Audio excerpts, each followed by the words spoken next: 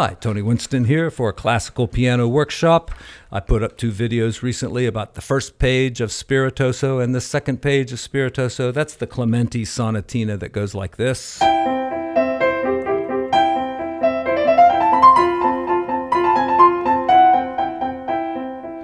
And, this video is for my students that I'm teaching over Zoom these days.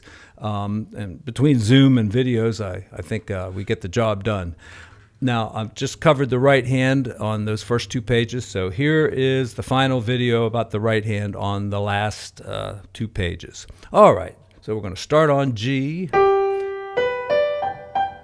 Now, I've been emphasizing that I want my students to do this fingering. There's lots of, tricky fingering in the book here, and you could play the piece without doing it, but I think it's just so much better, and it's more fun too. All right, why are we changing 5-4-5? It's just to give the fingers time to relax. If you play with one finger, you just can't help but stiffen up. So it's good to switch back and forth when you can. All right, that's pretty easy. Next part. And then, now watch it that there's an 8th note there at the beginning of that scale. So don't just go, play the 8th note, 1 and a 2 and a, 1-y and a 2-y and a. All right. And you can end those kind of short.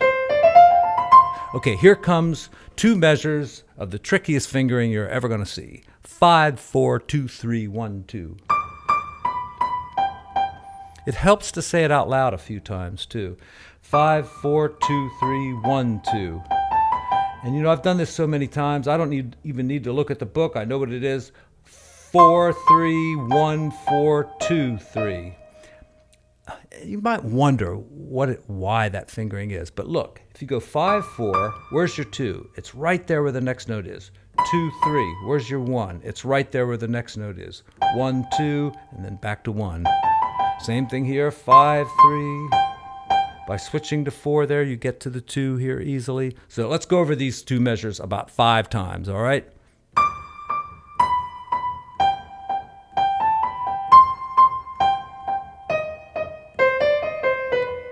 And then we get to some more fancy stuff, but it's easier to remember because it's just 2-4, 2-3, 2-3, 2-3, and then this little pattern sets up 4-3, 2-3, 4-3, 2-3, 4-3, 2-3, 4-3, 2-3, and back to our main theme. Okay, let me move this camera over here so you can see it better.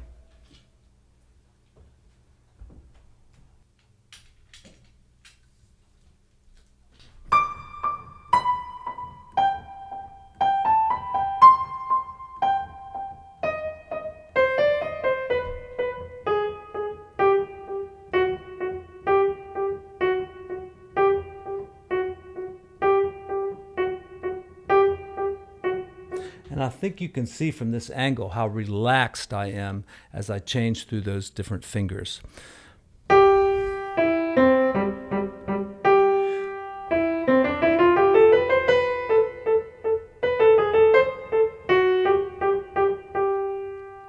Curve. Curve your fingers. Okay, here comes the big spot. The first 2 measures, I think, are similar, but they're easy to get confused. So take your time with each measure here. Okay, 1 and 2, then 1 and 4, 1 and 5. And look, as if you push your 2 down here to F sharp, it moves your 5 to the C. And that's what you got to play. And now, on to the next measure. This is measure 43. 1-3. All right, this is measure 43, starting with 1 and 3. Now, see, that's very similar to the first measure. Right? But now we're up here. But this one, we go to the sharp here right away, whereas... oh, well, we did that before, right? No, we didn't. See, we had that. So now it's... All right, 1-3, 1 4, 1 5. It's okay to put your thumb on a black key. You just got to reach in there. Then add the middle note here. Now, A minor chord, right there, 1 3 5. Just follow the finger numbers, 2 4 5.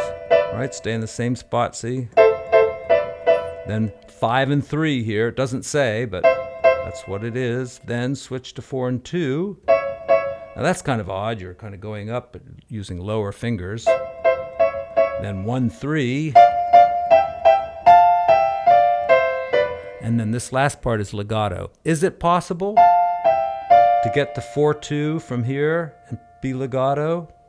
Not really. I mean, you can go like that and do it, but just kind of like leap there a little bit, kind of go over there quickly from here to there. See, you can just do it real fast and it's going to sound legato. Oops, I went too fast. See? Right. All right, next little part, 1 5 and 2 4. All right, and then I like the alternate fingering, 2 5 and 1 4. All right, 2 5 and 1 4. Then do the same thing down here, and keep with your right hand here, 2 5 and 1 4. See, it's the same thing twice. You got this, and then do it again.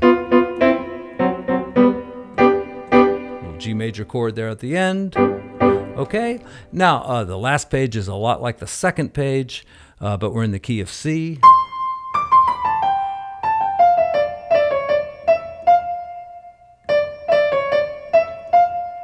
Okay. Next part, way up to F.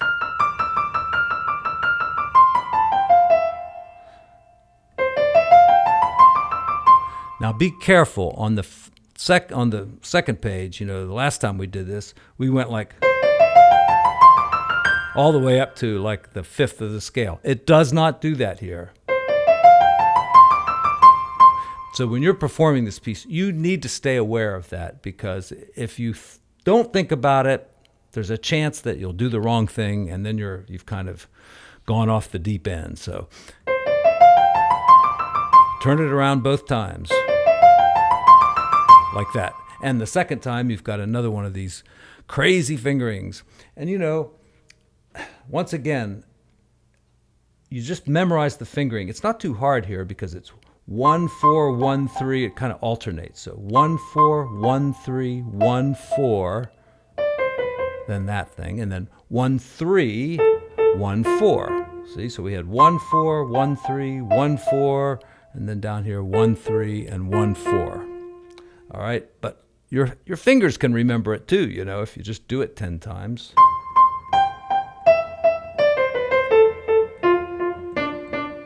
Oops. Then a little 4 3 2 3 is nice. Another reason for switching those fingers, you know, you want the first note to be a little louder than the second. So thumb and 4 will make that happen. 1 and 3 will make that happen. See? Instead of going, you know, real hard on the same note. So, then do the same one. And then start this crazy fingering spot. And this is another spot that you should practice many times. 1 4 1 3 1 4 1 3 1 4 2 1 4 3. It'll take you a while to get that, you know, memorized, and you kind of have to memorize it. Nothing wrong with looking at the music or anything, but once you memorize it, you can read it faster too. 1 4 1 3 1 4 1 3 1 1 4 2 1 4 3 2 3, and then we start our 16th notes. And really, I don't see why they don't just write that trill out, because it's just more 16th notes. That's the way I do it with a little triplet there. Triplet. All right. And then we do another scale, just like that one we did before, where it turns around on the top. And then we do the one that goes up. All right, it says 5/4 there. Well, it just says 4, but you know, you end that scale on 5, or at least you should. Okay, so 5/4 there at the end, then 2, 1, 2, coming down. This is a hard phrase to play. See, I missed a note, but it's mostly because of the shape there at the top. That's the part that you know you tend to get tangled up on.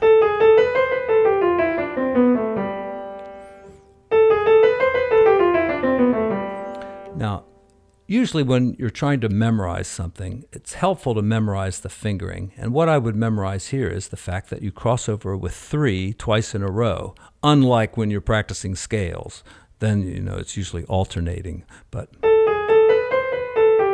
you get to your thumb there, then cross with 3, and cross with 3 again.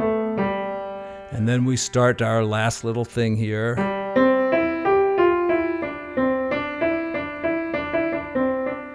So that's the trill. And then don't go like that really fast. You've been practicing slowly, right?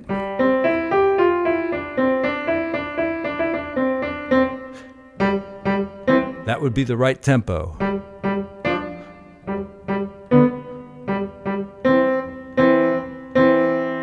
Now, of course, it does go fast there at the end.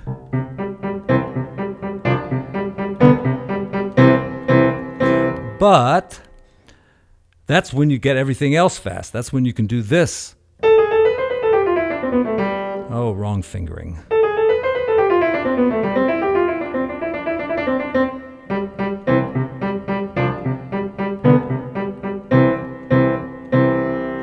You can do it staccato. You can do it kind of in between. Or you can even kind of connect it. That, I don't know. I think it's better a little short there. A lot of books actually mark it as staccato. Now on the first page it goes, and that sounds good because of the left hand. Sounds good to do legato. But here at the end, okay? Now listen to the difference. And this, right? The first one sounds better because I brought out the top note. It's hard to go and at the same time, you know, I'm going really soft here and really loud here. Now, how do you do it at the same time? With great difficulty. Right? It's very hard to do. I'm almost not doing it at the, like, exactly together there. I'm kind of like going like that, which you shouldn't do. You should try to make them just exactly together. But the thumb's got to be soft. All right, so let's wrap it up there, and I wish you a lot of success with this piece. The left hand isn't too hard, so spend your time practicing the right hand, and then you won't have too much trouble putting it together. I might do another video about that, so stay tuned, and please subscribe to the channel. Okay, let me put the camera up here on my face, and I'll say goodbye. Goodbye.